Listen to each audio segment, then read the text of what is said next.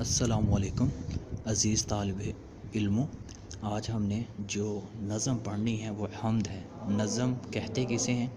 शायरी की ऐसी किस्म जिसमें एक ही मरकज़ी ख्याल पा जाए, और हम्द ऐसी नज़म जिसमें अल्लाह ताला की तारीफ़ बयान की जाए। तो आपकी स्क्रीन के ऊपर इसके मुश्किल अल्फाज के मायने सहरा, गुलिस्तान, गुलशन, बाग। सहरा रेगिस्तान के मानों में आता है। गुलशन बाग, पर्दे उठाना, ज़ाहिर करना, लुभाना, दिल को अच्छा लगना, हिरास खौफ को कहते हैं। और इस नज़म का मरकज़ी ख्याल यह कि इस नज़म के अंदर शायर ने कहा है कि ज़मीन, मैदान, सहरा और दरिया, इसके अलावा बाग हैं, फूल हैं, और इसके अलावा सूरज, चाँद, सितारे और दिन रात, सारों को बनाने वाला और पैदा करने वाली जो ज़ात है वो अल्लाह ताला की ज़ात है।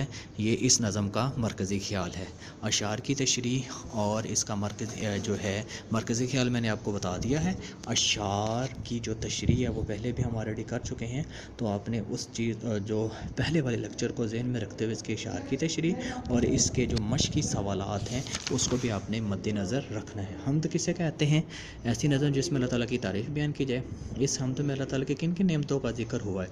इस हम्द में अल्लाह ताला की जो नेमतें हैं उसके अंदर सूरज है, चाँद, सितारे हैं, उनका ज़िक्र। अगर सारा साल मौसम एक जैसा रहता तो इंसान उकता जाता, और कुछ फसलों को गर्मी की ज़रूरत होती है पकने के लिए और कुछ को सर्दी की ज़रूरत होती है। सूरज से हमें क्या फ़ायदा होता है? रोशनी हासिल होती है और हरारत हासिल होती है। स्याही के पर्दे उठाने से मुराद है रात की तरीके के बाद दिन का उजाला करना। आसमान पर चमकते सितारे आपको कैसे लगते हैं? आसमान पर चमकते हुए सितारे हमें अच्छे और भले मालूम होते हैं।